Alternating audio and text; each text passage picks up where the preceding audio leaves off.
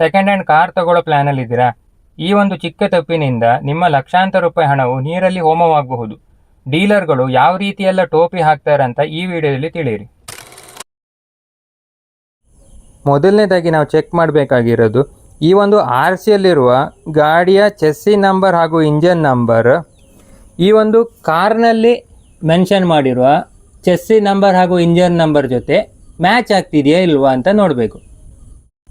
RCಯಲ್ಲಿರುವ ಈ ಒಂದು ಗಾಡಿಯ ನಂಬರ್ ಏನಿದೆ ಇದನ್ನು ನಾವು ಪರಿವಾಹನ್ ಆ್ಯಪ್ಗೆ ಹಾಕಿದವಾಗ ನಮಗೆ ಗಾಡಿಯ ಡೀಟೇಲ್ಸ್ ಎಲ್ಲವೂ ಸಿಗತ್ತೆ. ಅಂದರೆ ಗಾಡಿ ಯಾವ ವರ್ಷದಲ್ಲಿ ರಿಜಿಸ್ಟ್ರೇಷನ್ ಆಗಿದೆ, ಗಾಡಿಯ ಮೇಲೆ ಯಾವುದಾದ್ರೂ ಫೈನ್ ಇದೆಯಾ, ಗಾಡಿಯ ಇನ್ನೂ ಲೋನ್ ಪೆಂಡಿಂಗ್ ಇದೆಯಾ, ಈ ಮುಂತಾದ ಡಾಕ್ಯುಮೆಂಟ್ಸ್ಗಳು ನಮಗೆ ಸಿಗತ್ತೆ. ಇನ್ನೊಂದು ಇಂಪಾರ್ಟೆಂಟ್ ಟಿಪ್ ಏನಂದರೆ, ನಾವು ಸೆಕೆಂಡ್ ಹ್ಯಾಂಡ್ ಗಾಡಿಗಳನ್ನು ನೋಡ್ಲಿಕ್ಕೆ ಹೋದವಾಗ ಅದನ್ನು ಅವರು ಶೆಡ್ ಒಳಗೆ ಪಾರ್ಕಿಂಗ್ ಮಾಡಿರ್ತಾರೆ. ಸೊ ಅಂಥ ಟೈಮಲ್ಲಿ ನಾವೇನು ಮಾಡಬೇಕಂದ್ರೆ ಗಾಡಿಗಳನ್ನು ಹೊರಗೆ ಬಿಸಿಲಿನಲ್ಲಿ ತಂದು ನಿಲ್ಲಿಸಿ, ಹಾಗೆ ಗಾಡಿ ಕಂಪ್ಲೀಟ್ ಡ್ರೈ ಇರುವಾಗ ಮಾತ್ರನೇ ಗಾಡಿಗಳನ್ನು ಚೆಕ್ ಮಾಡಬೇಕಾಗತ್ತೆ. ಯಾಕಂದರೆ ಶೆಡ್ ಒಳಗೆ ನಿಲ್ಲಿಸಿದವಾಗ ನಾರ್ಮಲ್ ಆಗಿ ಗಾಡಿ ತಂಪಲಿನಲ್ಲಿರುತ್ತೆ. ಸೊ ಆವಾಗ ನಮಗೆ ಗಾಡಿಗಳಲ್ಲಿರುವ ಡೆಂಟ್ಸ್ಗಳಾಗಲಿ ಅಥವಾ ಪೇಂಟ್ ವೇರಿಯೇಷನ್ ಗೊತ್ತಾಗಲ್ಲ. ಹಾಗೆ ಕಾರ್ ಚಂಡಿಯಾಗಿದ್ದಾವಾಗ ನಮಗೆ ಗಾಡಿಗಳ ಮೇಲೆ ಇರುವ ಸ್ಕ್ರ್ಯಾಚಸ್ಗಳು ಗೋಚರವಾಗೋದಿಲ್ಲ. ಇವಾಗ ನಾವು ನೋಡಬೇಕಾಗಿರೋದು ಈ ಒಂದು ಪ್ಯಾನಲ್ ಗ್ಯಾಪ್ಸ್ ಅಂತ. ಸೊ ಎರಡು ಪಾರ್ಟ್ಗಳು, ಅಂದರೆ ಇಲ್ಲಿ ಡೋರು ಹಾಗೆ ಇದು ಫೆಂಡರ್. ಸೊ ಇವೆರಡು ಮಿಡ್ಲಲ್ಲಿ ಈ ಒಂದು ಗ್ಯಾಪ್ ಏನು ಕಾಣಿಸ್ತಿದೆ ಇದು ನಿಮಗೆ ಮೇಲಿಂದ ಹೀಗೆ ಕೆಳಗೆ ತನಕ ಸಹ ಸೇಮ್ ಗ್ಯಾಪ್ ಇದೆ ಅಂತ ಹೇಳಿದರೆ ಈ ಒಂದು ಗಾಡಿ ಆಲ್ಮೋಸ್ಟ್ ಆಕ್ಸಿಡೆಂಟ್ ಆಗಿಲ್ಲ ಅಂತ ನಾವು ಹೇಳ್ಬೋದು. ಯಾಕಂದರೆ ಆಕ್ಸಿಡೆಂಟ್ ಆಗಿದ್ದ ಕಾರಣದಲ್ಲಿ ಈ ಒಂದು ಪ್ಯಾನಲ್ ಮತ್ತು ಈ ಒಂದು ಪ್ಯಾನಲ್ ಯಾವುದೋ ಒಂದು ಡ್ಯಾಮೇಜ್ ಆಗಿರುತ್ತೆ. ಸೊ ಅದನ್ನು ನಾವು ರಿಪೇರ್ ಮಾಡೋ ಕೊಟ್ಟಾಗ ಏನಾಗುತ್ತೆ ಹೇಳಿದ್ರೆ ಈ ಒಂದು ಗ್ಯಾಪ್ ಏನಿದೆ ಇದು ವೇರಿಯೇಷನ್ ಆಗುತ್ತೆ. ಅಂದರೆ ಇಲ್ಲಿ ಈ ಒಂದು ಗ್ಯಾಪ್ ಇದ್ದರೆ ಇಲ್ಲೇ ಕೆಳಗೆ ಬರ್ತಾ ಆ ಗ್ಯಾಪ್ ಜಾಸ್ತಿನೂ ಆಗ್ಬೋದು, ಇಲ್ಲ ಕಡಿಮೆನೂ ಆಗ್ಬೋದು. ಸೊ ಗಾಡಿಯಲ್ಲಿರೋ ಈ ಥರ ಗ್ಯಾಪನ್ನೆಲ್ಲ ನೀವು ಕರೆಕ್ಟಾಗಿ ಚೆಕ್ ಮಾಡಬೇಕು. ನೆಕ್ಸ್ಟ್ ನಾವು ನೋಡಬೇಕಾಗಿರೋದು ಈ ಒಂದು ಟಯರ್ಸ್. ಸೊ ಈ ಟಯರ್ಸ್ ಮೇಲೆ ಈ ಗ್ರೂಪ್ಸ್ ಏನು ಕಾಣ್ತಿದೆಯಲ್ಲ ಇದನ್ನು ನಾವು ಥ್ರೆಡ್ ಅಂತ ಕರಿತೀವಿ, ಇಲ್ಲ ಬಟನ್ ಅಂತ ಕರಿತೀವಿ. ಸೊ ಇದು ಟಯರ್ ಹೊರಬದಿ ಹಾಗೂ ಇದು ಟಯರ್ನ ಒಳಬದಿಯಾಗಿರುತ್ತೆ. ಈ ಒಂದು ಬಟನ್ ಏನಿದೆ ಟಯರ್ನ ಹೊರಬದಿ ಹಾಗೂ ಟಯರ್ನ ಒಳಬದಿ ಈಕ್ವಲ್ ಆಗಿ ಸೌದು ಹೋಗಿದ್ದಿದ್ರೆ ಈ ಒಂದು ಟಯರ್ ನಾರ್ಮಲ್ ಆಗಿದೆ, ಅಂದರೆ ಅಲೈನ್ಮೆಂಟ್ ಕರೆಕ್ಟ್ ಆಗಿದೆ ಅಂತ ನಾವು ಹೇಳ್ಬೋದು. ಇನ್ ಕೇಸ್ ಟಯರ್ನ ಹೊರಬದಿ ಜಾಸ್ತಿ ಸವದಿದ್ದು ಒಳಬದಿ ಕಮ್ಮಿ, ಒಳಬದಿ ಜಾಸ್ತಿ ಸವದಿದ್ದು ಹೊರಗೆ ಕಮ್ಮಿ ಸವದಿದೆ ಅಂತ ಹೇಳಿದರೆ ಗಾಡಿಯಲ್ಲಿ ಅಲೈನ್ಮೆಂಟ್ ಇಶ್ಯೂ ಇದೆ ಅಂತ ನಾವು ಇದರಿಂದ ತಿಳ್ಕೊಳ್ಬೋದು. ಇನ್ನೊಂದು ನಾವು ನೋಡಬೇಕಾಗಿರೋದು ಟಯರ್ನ ಮ್ಯಾನುಫ್ಯಾಕ್ಚರಿಂಗ್ ಡೇಟ್. ಸೊ ನೀವು ಇಲ್ಲಿ ನೋಡ್ಬೋದು 0926 ಅಂತ ಇದೆ. ಅಂದರೆ 2026ನೇ ವರ್ಷದ 9ನೇ ವಾರದಲ್ಲಿ ಈ ಒಂದು ಟೈರ್ ಮ್ಯಾನುಫ್ಯಾಕ್ಚರ್ ಆಗಿದೆ. ಸೊ ಇದು ನಿಮ್ಮ ಗಾಡಿಯಲ್ಲಿ ಎಲ್ಲ ಟಯರು ಇದೇ ಡೇಟ್ಸ್ ಇದೆಯಾ ಚೆಕ್ ಮಾಡಬೇಕಾಗತ್ತೆ. ಒಂದು ಗಾಡಿಯಲ್ಲಿ ಮ್ಯಾಕ್ಸಿಮಮ್ ಅಂದರೆ 6 ತಿಂಗಳ ಹಳೆಯ ಟೈರ್ ಇರ್ಬೋದು. ಅದಕ್ಕಿಂತ ಜಾಸ್ತಿ ಹಳೆಯ ಟೈರ್ಸ್ ನಿಮ್ಮ ಗಾಡಿಯಲ್ಲಿದ್ದರೆ ನೀವು ಆ ಗಾಡಿಗೆ ಡೀಲರ್ ಮೂಲಕ ಒಳ್ಳೆಯ ಡಿಸ್ಕೌಂಟನ್ನು ಕೇಳಬೇಕಾಗತ್ತೆ. ನೆಕ್ಸ್ಟ್ ನಾವು ಚೆಕ್ ಮಾಡಬೇಕಾಗಿರೋದು ಗಾಡಿಯ ಇಂಜನ್ ಬೇ. ಇದರಲ್ಲಿ ಮೊದಲನೇದಾಗಿ ಈ ಒಂದು ಆಯಿಲ್ ಕ್ಯಾಪ್ ನಿಮ್ಗೇನು ಕಾಣಿಸ್ತಿದೆ, ಸೊ ಇದನ್ನು ತೆಗೆದು ನೋಡಬೇಕು. ಇದನ್ನು ಈ ರೀತಿಯಾಗಿ ಓಪನ್ ಮಾಡಿ ಈ ಒಂದು ಆಯಿಲ್ ಕ್ಯಾಪ್ನ ಹಿಂದುಗಡೆ ಯಾವುದೇ ರೀತಿಯಾದ ಬಿಳಿ ಮೆಟೀರಿಯಲ್, ಅಂದರೆ ಒಂದು ಬಿಳಿ ನೊರೆ ಥರ ಇದ್ದರೆ ಅಥವಾ ಕಪ್ಪು ಮಡ್ಡಿ ಥರ ಎಲ್ಲ ಇದ್ದರೆ ಈ ಒಂದು ಗಾಡಿಯ ಇಂಜನ್ ಏನಿದೆ ಅದು ಕರೆಕ್ಟಾಗಿ ಮೇಂಟೈನ್ ಮಾಡಿಲ್ಲ ಅಂತ ಹೇಳಿ ನಮಗೆ ಗೊತ್ತಾಗತ್ತೆ. ನೆಕ್ಸ್ಟ್ ನಾವು ಚೆಕ್ ಮಾಡಬೇಕಾಗಿರೋದು ಈ ಒಂದು ಕೂಲೆಂಟ್ ಟ್ಯಾಂಕ್. ಸೊ ಈ ಒಂದು ಕ್ಯಾಪನ್ನು ಓಪನ್ ಮಾಡಿಕೊಂಡು ನೀವಿಲ್ಲಿ ನೋಡ್ಬೋದು ಇದರಲ್ಲಿ ಒಂದು ಗ್ರೀನ್ ಕಲರ್ನ ಕೂಲೆಂಟ್ ಇದೆ. ಸೊ ಈ ಒಂದು ಪೈಪನ್ನು ಪ್ರೆಸ್ ಮಾಡಿದವಾಗ ಕೂಲೆಂಟ್ ಅನ್ನೋದು ಹೀಗೆ ಮೇಲೆ ಬರುತ್ತೆ. ಸೊ ಈ ಒಂದು ಕೂಲೆಂಟ್ನಲ್ಲಿ ಯಾವುದೇ ರೀತಿಯಾದ ಕಪ್ಪು ಪಾರ್ಟಿಕಲ್ಸ್ ಅಥವಾ ಕಸ ಥರದ್ದು ಯಾವುದಾದ್ರು ಇತ್ತಂತ ಹೇಳಿದರೆ ಆ ಒಂದು ಇಂಜನ್ನ ಕೂಲಿಂಗ್ ಸಿಸ್ಟಮಲ್ಲಿ ಯಾವುದೋ ರೀತಿಯ ಪ್ರಾಬ್ಲಮ್ ಇದೆ ಅಂತ ನಮಗೆ ಗೊತ್ತಾಗುತ್ತೆ. ನೆಕ್ಸ್ಟ್ ನೋಡಬೇಕಾಗಿರೋದು ಈ ಒಂದು ಸಸ್ಪೆನ್ಷನ್ ಮೌಂಟ್ ಏನಿದೆ ಅದರ ಸುತ್ತ ಇರುವ ಈ ಒಂದು ಸೀಲೆಂಟ್. ಸೊ ಇದನ್ನು ಸೀಮ್ ಸೀಲರ್ ಅಂತ ಹೇಳ್ತೀವಿ. ಇದು ಕಾರ್ ಕಂಪನಿಯಿಂದ ಹೊರಗಡೆ ಬರುವಾಗಲೇ ಈ ರೀತಿಯಾದ ಒಂದು ಸೀಲೆಂಟ್ ಅದಕ್ಕೆ ಹಾಕಿ ಕೊಟ್ಟಿರ್ತಾರೆ. ಸೊ ಇನ್ ಕೇಸ್ ಗಾಡಿ ಆಕ್ಸಿಡೆಂಟ್ ಆಗಿದ್ದಲ್ಲಿ ಹಾಗೂ ಈ ಒಂದು ಪಾರ್ಟ್ಗೆ ಡ್ಯಾಮೇಜ್ ಆಗಿದ್ದರೆ ರಿಪೇರಿ ಮಾಡುವಾಗ ಇದನ್ನು ಅವರು ಹಾಕಿರಲ್ಲ. ಸೊ ಆವಾಗ ನಮಗೆ ಗೊತ್ತಾಗುತ್ತೆ ಏನಂದರೆ ಈ ಒಂದು ಗಾಡಿ ಯಾವುದೋ ಟೈಮಲ್ಲಿ ಆಕ್ಸಿಡೆಂಟ್ ಆಗಿದೆ, ಹಾಗೆ ಇದು ರಿಪೇರಿ ಆಗಿದೆ ಅಂತ ನಮಗೆ ಇದರಿಂದ ಗೊತ್ತಾಗುತ್ತೆ. ನೆಕ್ಸ್ಟ್ ನಾವು ಚೆಕ್ ಮಾಡಬೇಕಾಗಿರೋದು ಗಾಡಿಯ ಬಾಡಿ.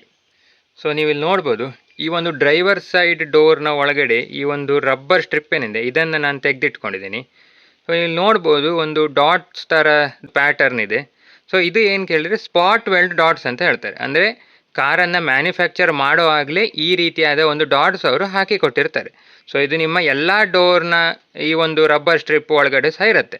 ಇನ್ ಕೇಸ್ ಈ ಒಂದು ಗಾಡಿ ಆಕ್ಸಿಡೆಂಟ್ ಆಗಿದ್ದಲ್ಲಿ ಹಾಗೆ ಈ ಒಂದು ಪಾರ್ಟಿಗೆ ಕಂಪ್ಲೀಟ್ ಡ್ಯಾಮೇಜ್ ಬಿದ್ದಿದೆ ಅಂದರೆ ಗ್ಯಾರೇಜಲ್ಲಿ ಇದನ್ನು ರಿಪೇರಿ ಮಾಡೋ ಟೈಮಲ್ಲಿ ಈ ಒಂದು ಸ್ಪಾಟ್ಸ್ ಏನಿದೆ ಅದು ಕಂಪ್ಲೀಟಾಗಿ ಹೋಗಿರುತ್ತೆ. ಸೊ ಇನ್ ಕೇಸ್ ನೀವು ನೋಡ್ತಿರೋ ಗಾಡಿಯಲ್ಲಿ ಇದು ಯಾವುದೇ ರೀತಿಯ ಸ್ಪಾಟ್ಸ್ಗಳಿಲ್ಲ, ಇಲ್ಲಿ ಒಂದು ಕಂಪ್ಲೀಟ್ ಫ್ಲ್ಯಾಟ್ ಇದೆ ಅಂತ ಹೇಳಿದರೆ ನಿಮಗೆ ಆವಾಗ ಒಂದು ಕನ್ಫರ್ಮ್ ಆಗುತ್ತೆ ಈ ಒಂದು ಗಾಡಿ at some point of time accident ಆಗಿದೆ ಅಂತ ಹೇಳಿ. ನೆಕ್ಸ್ಟ್ ನಾವು ನೋಡಬೇಕಾಗಿರೋದು ಈ ಒಂದು ಗಾಡಿಯ ಡಿಕ್ಕಿ ಅಥವಾ ಬೂಟ್ ಸ್ಪೇಸ್. ಸೊ ಇಲ್ಲಿ ನಾವು ಎರಡು ವಿಷಯಗಳನ್ನು ಗಮನಿಸಬೇಕಾಗತ್ತೆ. ಒಂದು ಈ ಒಂದು ಸ್ಟೆಪ್ನಿ, ಹಾಗೆ ಅದರ ಜೊತೆ ಇರುವ ಈ ಒಂದು ಟೂಲ್ಸ್, ಮತ್ತು ಡಿಕ್ಕಿಯಲ್ಲಿ ಯಾವುದೇ ರೀತಿಯಾದ ಡ್ಯಾಮೇಜಸ್ ಇದೆಯಾ, ಅಂದರೆ ಈ ಒಂದು ಜಾಗ ಏನು ನೋಡ್ತಿದ್ದೀರಾ ಇಲ್ಲಿ ಯಾವುದೇ ರೀತಿಯಾದ ಡ್ಯಾಮೇಜಸ್ ಇದೆಯಾ ಅಥವಾ ವೆಲ್ಡ್ಗಳಿದೆಯಾ ಅಂತ ನೋಡಬೇಕು. ಸೊ ನೀವು ಇಲ್ಲಿ ನೋಡ್ಬೋದು, ಈ ಒಂದು ಟೈರ್ ಜೊತೆಗೆ ಎಲ್ಲ ರೀತಿಯಾದ ಟೂಲ್ ಕಿಟ್ಸ್, ಅಂದರೆ ಪಂಚರ್ ಆದರೆ ಟೈರ್ ಚೇಂಜ್ ಮಾಡಲಿಕ್ಕೆ ಬೇಕಾಗಿರುವ ಎಲ್ಲ ಟೂಲ್ ಕಿಟ್ಗಳು ಇದರಲ್ಲೇ ಇದೆ. ಹಾಗೆ ಈ ಒಂದು ಟೈರ್ನ ಡೇಟ್ ಸಹ ನಾನು ಮೆನ್ಷನ್ ಮಾಡಿದ್ದೀನಿ ಈ ಸ್ಕ್ರೀನ್ ಮೇಲೆ. ನೆಕ್ಸ್ಟ್ ನೀವು ಇಲ್ಲಿ ನೋಡ್ಬೋದು, ಇಲ್ಲಿ ಸಹ ಒಂದು ಸೀಮ್ ಸೀಲರ್ ಏನಿದೆ ಇಲ್ಲಿ ಹಾಕಿರ್ತಾರೆ. ಸೊ ಇನ್ ಕೇಸ್ ಗಾಡಿ ಹಿಂದುಗಡೆ ಆಕ್ಸಿಡೆಂಟ್ ಆಗಿದ್ದು ಹಾಗೆ ಈ ಒಂದು ಪಾರ್ಟ್ಗಳಿಗೆ ಡ್ಯಾಮೇಜ್ ಆಗಿದ್ದರೆ ರಿಪೇರಿ ಮಾಡಿದವಾಗ ಈ ಒಂದು ಸೀಲೆಂಟಲ್ಲಿ ಇರಲ್ಲ. ಸೊ ಆವಾಗ ನಿಮಗೆ ಒಂದು ಗೊತ್ತಾಗುತ್ತೆ ಏನಂದರೆ ಹಿಂದುಗಡೆಯಿಂದ ಗಾಡಿ ಆಕ್ಸಿಡೆಂಟ್ ಆಗಿ ರಿಪೇರಿ ಆಗಿದೆ ಅಂತ. ಗಾಡಿಯ ಒಳಗೆ ಈ ಒಂದು ಫ್ಲೋರ್ ಮ್ಯಾಟ್ ಏನು ಕಾಣಿಸ್ತಿದೆ ಇದನ್ನು ತೆಗೆದು ಇದರ ಅಡಿ ಇರುವ ಕಾರ್ಪೆಟನ್ನು ತೆಗೆದು ನಾವು ಫ್ಲೋರ್ ಪ್ಯಾನ್ ಅಂದರೆ ಗಾಡಿಯ ನೆಲ ಏನಿದೆ ಅದನ್ನು ಸಹ ಚೆಕ್ ಮಾಡಬೇಕಾಗತ್ತೆ. ಯಾಕಂತ ಹೇಳಿದರೆ ಇನ್ ಕೇಸ್ ಗಾಡಿಯ ಒಳಗೆ ನೀರು ನಿಂತಿದ್ದು ಅದನ್ನು ಅವರು ಕ್ಲೀನ್ ಮಾಡಿದರೆ ಫ್ಲೋರ್ ಪ್ಯಾನಲ್ಲಿ ರಸ್ಟಿಂಗ್ ಇಶ್ಯೂ ಇರುತ್ತೆ. ಸೊ ಅದು ತುಂಬ ಜಾಸ್ತಿ ರಸ್ಟ್ ಇದ್ದರೆ ಫ್ಲೋರ್ ಪ್ಯಾನ್ ಹೋಲ್ ಆಗೋದು ಅಥವಾ ತುಂಬ ರಸ್ಟಿಯಿಂದ ಕಂಪ್ಲೀಟ್ ಡ್ಯಾಮೇಜ್ ಆಗಿರೋ ಸಾಧ್ಯತೆ ಸಹ ಇರುತ್ತೆ. ಸೊ ಅದನ್ನು ಸಹ ನೀವು ಚೆಕ್ ಮಾಡಬೇಕಾಗತ್ತೆ. ಗಾಡಿಯ ಸೀಟ್ ಬೆಲ್ಟನ್ನು ಕಂಪ್ಲೀಟಾಗಿ ಈ ರೀತಿಯಾಗಿ ಹೊರಗೆ ಎಳೆದು ಚೆಕ್ ಮಾಡಬೇಕಾಗತ್ತೆ. ಸೊ ಇನ್ ಕೇಸ್ ಗಾಡಿ ಒಳಗೆ ಯಾವತ್ತಾದರೂ ನೀರು ನಿಂತಿರೋ ಪ್ರಾಬ್ಲಮ್ ಆಗಿದ್ರೆ, ಅಂದರೆ ಫ್ಲಡ್ಡಿಂಗ್ ಆಗಿದ್ದಿದ್ರೆ ಈ ಒಂದು ಸೀಟ್ ಬೆಲ್ಟ್ನಲ್ಲಿ ಅದರ ಮಾರ್ಕ್ಸ್ ಇರುತ್ತೆ, ಅಂದರೆ ಮೋಲ್ಡ್ ಬಂದಿರೋದು, ಕೆಸರಿನ ಮಾರ್ಕ್ಸ್ ಇರುತ್ತೆ. ಸೊ ಈ ರೀತಿಯಾಗಿ ಎಳೆದು ನೋಡೋದ್ರಿಂದ ನಿಮಗೆ ಒಂದು ಕನ್ಫರ್ಮೇಷನ್ ಸಿಗುತ್ತೆ. ಕೀಯನ್ನು ಹೀಗೆ 2 ಸ್ಟೆಪ್ ಆನ್ ಮಾಡಿದವಾಗ ಈ ರೀತಿಯಾದ ಎಲ್ಲ ವಾರ್ನಿಂಗ್ ಲೈಟ್ಸ್ಗಳು ಬರುತ್ತೆ. ಸೊ ಈ ಒಂದು ವಾರ್ನಿಂಗ್ ಲೈಟ್ಸ್ ಏನಿದೆ ಗಾಡಿ ಕಂಪ್ಲೀಟಾಗಿ ಸ್ಟಾರ್ಟ್ ಆದ ನಂತರ ಎಲ್ಲವೂ ಹೋಗಬೇಕು. ಸೀಟ್ ಬೆಲ್ಟ್ ಹಾಗೆ ಹ್ಯಾಂಡ್ ಬ್ರೇಕಿನ ವಾರ್ನಿಂಗ್ ಲೈಟ್ ಬಿಟ್ಟು ಮತ್ತೆ ಯಾವುದು ಸಹ ವಾರ್ನಿಂಗ್ ಲೈಟ್ ಇದ್ದರೆ ಗಾಡಿಯಲ್ಲಿ ಪ್ರಾಬ್ಲಮ್ ಇದೆ ಅಂತ ನಮಗೆ ಗೊತ್ತಾಗುತ್ತೆ. ನೆಕ್ಸ್ಟ್ ನಾವು ಗಾಡಿಯನ್ನು ಈ ರೀತಿಯಾಗಿ ಸ್ಟಾರ್ಟ್ ಮಾಡಿದ ನಂತರ ಕ್ಯಾಬಿನ್ ಒಳಗಡೆ ಯಾವುದೇ ರೀತಿಯ ವೈಬ್ರೇಷನ್ ಬರಬಾರ್ದು. ಅಂದರೆ ಸಣ್ಣ ಪುಟ್ಟ ವೈಬ್ರೇಷನ್ ಬಂದರೆ ಓಕೆ, ಬಟ್ ತುಂಬ ಜಾಸ್ತಿ ವೈಬ್ರೇಷನ್ ಅಂದರೆ ನಿಮ್ಮ ಸ್ಟೇರಿಂಗ್ ಎಲ್ಲ ಶೇಕ್ ಆಗ್ತಿರೋದು, ಒಳಗಡೆ ಇರೋ ಮಿರರ್ ಎಲ್ಲ ಶೇಕ್ ಆಗ್ತಿದೆ ಹೇಳಿದ್ರೆ ಆ ಒಂದು ಗಾಡಿ ಇಂಜನ್ ಮೌಂಟ್ಸ್ ಏನಿದೆ ಅದು ಕಂಪ್ಲೀಟ್ ಡ್ಯಾಮೇಜ್ ಆಗಿದೆ ಅಂತ ನಿಮಗೆ ಗೊತ್ತಾಗುತ್ತೆ. ಗಾಡಿಯನ್ನು ಸ್ಟಾರ್ಟ್ ಮಾಡಿದ ನಂತರ ಗಾಡಿಯ ಬಾನೆಟ್ ಅನ್ನು ಓಪನ್ ಮಾಡಿ ಇಂಜನಿಂದ ಬೇಡದೇ ಇರೋ ಸೌಂಡ್ಗಳು ಯಾವ್ದಾದ್ರು ಬರ್ತಾ ಇದೆಯಾ ಅಂತ ನೋಡಬೇಕು. ಅಂದರೆ ಟೈಮಿಂಗ್ ಚೈನಿನ ಸೌಂಡ್ ಆಗಿರ್ಬೋದು, ವ್ಯಾಲ್ವಿನ ಸೌಂಡ್ ಆಗಿರ್ಬೋದು. ಸೊ ಅಂಥ ಸೌಂಡ್ಗಳು ಬಂದಿದ್ರೆ ಇಂಜನಲ್ಲಿ ಕೆಲಸ ಇದೆ ಅಂತ ನಮಗೆ ಗೊತ್ತಾಗುತ್ತೆ.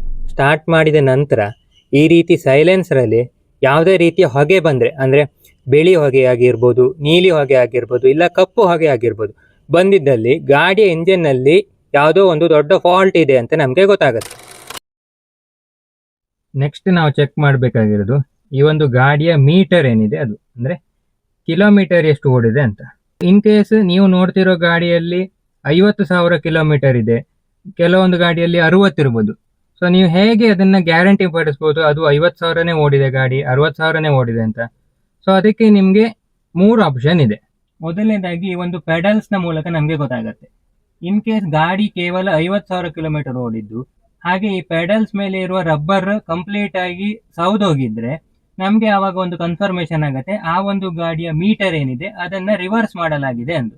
ಎರಡನೇದಾಗಿ ಈ ಒಂದು ಸ್ಟೇರಿಂಗ್ ವೀಲ್, ಸೇಮ್ ಈ ಒಂದು ಸ್ಟೇರಿಂಗ್ ವೀಲ್ ಮೇಲೆ ಇರುವ ಈ ಒಂದು ರಬ್ಬರ್ ಏನಿದೆ ಅದು ಕಂಪ್ಲೀಟ್ ಆಗಿ ಸೌದ್ ಹೋಗಿದ್ದು ಗಾಡಿ ಕಿಲೋಮೀಟರ್ ಕಮ್ಮಿ ತೋರಿಸ್ತಿದೆ ಅಂದ್ರೆ ನಮಗೆ ಇನ್ನೊಂದು ಇಂಡಿಕೇಶನ್ ಏನಂದ್ರೆ ಗಾಡಿಯ ಮೀಟರ್ ರೋಲ್ ಬ್ಯಾಕ್ ಆಗಿದೆ ಅಂತ.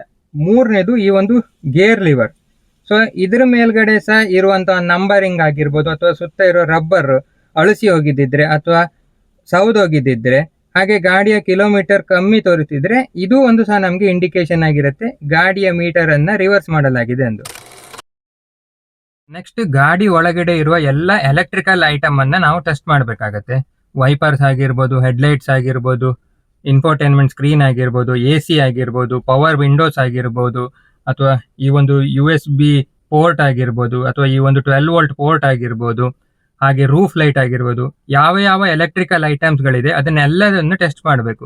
ಹಾಗೆ ಇನ್ನೊಂದು ಇಂಪಾರ್ಟೆಂಟ್, ಈ ಒಂದು ಸ್ಟೇರಿಂಗ್ ಮೇಲಿರೋ ಈ ಒಂದು ಕಂಟ್ರೋಲ್ಸ್ ಏನಿದೆ ಇದು ಕರೆಕ್ಟ್ ಆಗಿ ವರ್ಕ್ ಆಗ್ತಿದೆಯಾ, ಹಾರನ್ ಕರೆಕ್ಟ್ ಆಗಿ ವರ್ಕ್ ಆಗ್ತಿದೆಯಾ.